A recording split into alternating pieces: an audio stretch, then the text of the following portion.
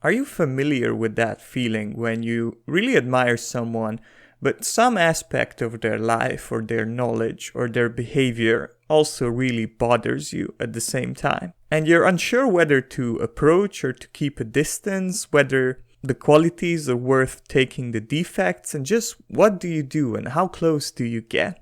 Well, the reality is that most people you will ever meet are like this. Nobody is equally developed in every area. And frustratingly, some people are amazing in something that you're really interested in, but then have certain interpersonal qualities that makes a friendship with them really difficult. What do you do in these situations? How do you handle it? Hello and welcome to Valiant Growth, the podcast that enables you to earn self-esteem, build amazing relationships, and achieve freedom through radical personal development. I'm your host, Philip Frey, and today we will be talking about the crucial distinction between friends and allies, and how this idea alone can save you a lot of heartache and simplify your relationships. In fact, this episode will be the first in a series called Stress-Free Relationships. So in episodes 16 to 20, I've talked about the core principles of relationships. And I highly recommend you to check out that series. Well, that established the big picture framework level thinking that I use and benefit from when it comes to relationships. In the Stress-Free Relationship series, I aim to go more into detail while also bringing in some new ideas or techniques or principles that will help you a lot. And the first one is this, the distinction between friends and allies. The core idea is really simple. Not all friends are the same. You're not meant to be equally close with people. And the more you clarify who's what and what your goals are with whom, the more stress-free and pleasurable your relationships will become. And also you will be able to maintain relationships with people who aren't as interpersonally developed as you are. And maintain relationships with people who are more interpersonally developed than you are. I'm thinking here about people who are less empathetic, less supportive, more abrasive, less stable, less self-aware, possessing less self-knowledge and psychological understanding in general. Having these people in your support system can be a source of major risk and stress. So the simple solution is don't have them in your support system and don't aim them to be there in the first place. So this idea came from my therapist, and in an early session, we talked about how I had misgivings about certain people in my life and how I wished to build relationships with them while at the same time I was having a hard time with certain aspects of their personality. And then my therapist simply said, look, there are people who are friends and there are people who are your allies, and you don't have to mix the two, and you can gain a lot by splitting them up. So I thought a lot about this, and my spin on it is, my definition is that a friend is a person whom you form an emotional support network with. Anything less is not a friend. And of course, with this, you get into the futile and unnecessary tasks of redefining language. But within this framework, anyone who isn't part of your emotional support network is not to be considered a friend, but an ally, with a whole host of implications around it. So what's the point of all this? Well, it's to sort the people in your life and get appropriately intimate depending on where you can see them fitting in. And I built a 5-level relationship system. The first one, the least close one, is people who are accidental allies, where you have one common purpose, but that is the extent of your relationship, and it wasn't chosen. The relationship wasn't chosen. It was a byproduct of another choice. The best example that I can come up with here is coworkers. You share a common purpose because you thrive to some extent through the success of the company big picture, and day to day you share the goal of working together profitably and earning money together, but you haven't individually chosen them, and you don't have a lot of control over who they are. And in this field, there already exists a code of conduct commonly observed, which is professionalism. And the core idea of professionalism is treating people with respect while actively staying away from further entanglements. And I believe that that works very well with accidental allies, and complications arise when people overstep the boundaries of the relationship. By pushing for further connection or by behaving in a way that's inappropriate for the level, being too intimate, too close being the most common example. The next level is chosen allies. And the main difference is the act of choice. You choose these people because you share an interest, you share a common project or goal, you like to do some activity together. And this can be the largest category of people in your life, as far as numbers go, and a very good entry point. If you imagine the whole system as a sales funnel, this is a very good entry point for people. So you meet someone, you identify some kind of common interest or activity or something that you could do together that would be profitable for the both of you, be it a project, be it simply discussions, be it hanging out, having a mentor-mentee relationship. There's a common tie for you, but you don't yet know where this person is overall, where they are in their philosophy, where they are in their psychological health, what is their worldview, how stable they are, things that are necessary to consider when considering someone for inclusion in a support network. So you either don't know or you do know and they're not fit for whatever reason. That doesn't have to be a stumbling block. That doesn't have to be a reason why you have to end the relationship. Because if you're very clear on what the boundaries are here, which is we connect over this one activity, but we do not stray into anything else, and there's no expectation or offering of support in anything outside of this field or goal, very healthy relationships can be formed with people who are not necessarily that healthy. Being firm and standing your ground while avoiding the temptation of pushing the relationship further on your end in cases where you're either unsure or sure that they're not very good in their support skills or traits that pertain to it can work very well. This is also the case in certain coaching situations. Therapy and life coaching both come to mind.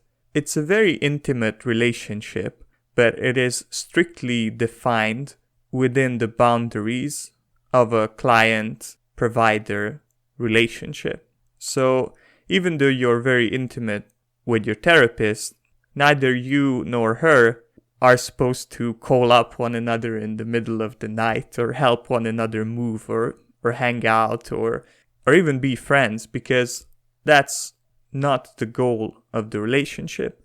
And as long as it is kept within these boundaries, it can be a pretty stress-free and very functional alliance where they provide you support and support skill teaching while you reciprocate with money.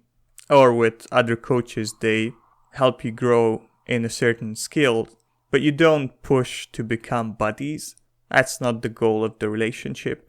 And being very mindful of the boundaries is really a key to the success of these kinds of relationships. And that doesn't mean that you can't necessarily become a friend with your life coach, maybe even your therapist once the relationship ends.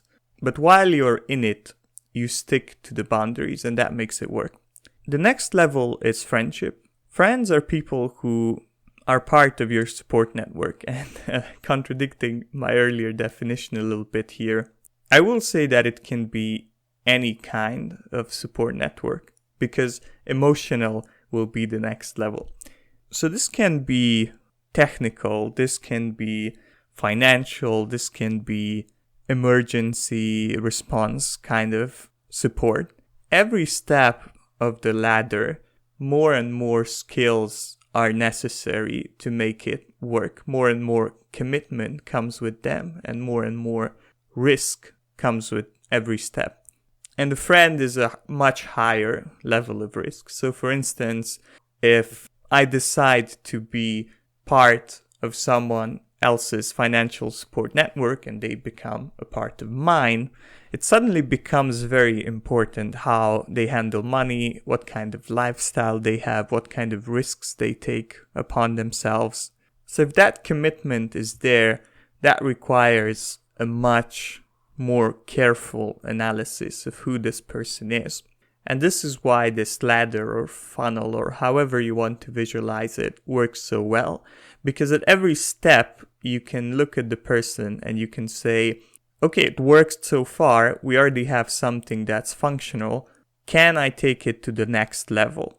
Is it wise? Is it safe? Does the person have the skill set necessary and the kind of personality? Do I have as well the equal value to provide, as relationships are a trait? And you can even experiment with moving a relationship up a level, and if it doesn't work, falling back to the previous level and hopefully avoiding a lot of the stress and drama, because it will not feel like a betrayal or something wrong or something unkind. It's simply moving the relationship to a lower level of connection in response to new discoveries or new events. You can also be very assertive of your needs and boundaries because you have this framework in your mind. The next level is close friends, and close friends, as I said, include emotional support, which is A, an extremely rare skill set, and B, takes very careful filtering.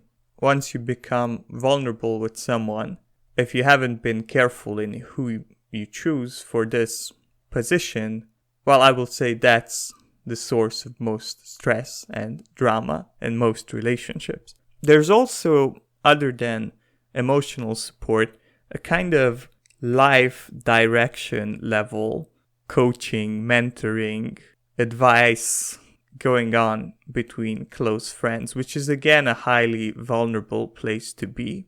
And you need someone with wisdom and empathy and understanding.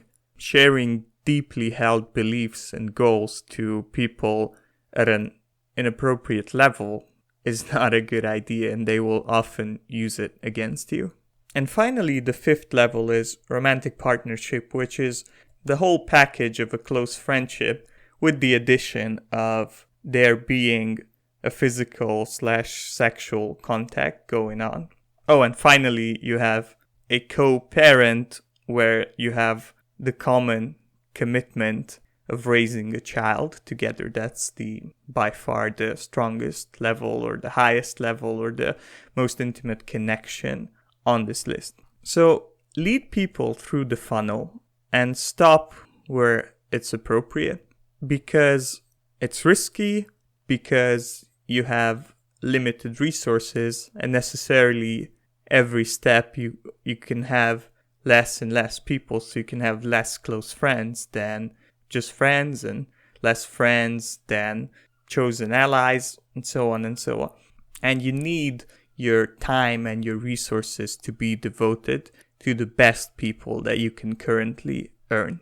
Also, there is an element of branding going on, as I talked about in the previous episodes. Your company is your personal brand.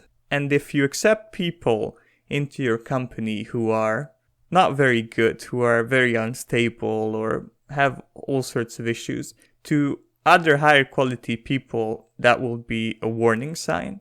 But if you're very clear about this system and you're very clear of where they are, you can have people who would be detrimental to your personal brand, who would drive people away without incurring that penalty, because you'll be very aware, and it will show through your behavior and level of commitment that you do not fully condone this person, and what you have is an alliance, not a friendship, and you will not talk of them as, oh, my friend X.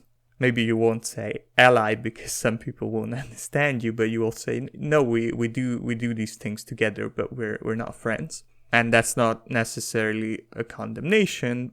It's just that I decided not to take the relationship further. It could be that your whole relational system is filled with great people, or at least very good people, but simply you have to sort through them because of limited time. And this simply reflects on who you value most and whom you can offer the most value to and whom can offer you the most value.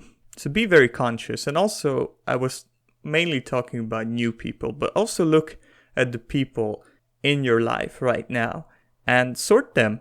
Maybe it's uncool, but you have to be clear where they are if you want stress-free relationships. Sort them and start behaving appropriately, and where necessary, start enforcing boundaries and act accordingly yourself, and stop in your own behavior crossing boundaries that would make that relationship inappropriate. That would be jumping to a higher level without the assessment and the history that it takes.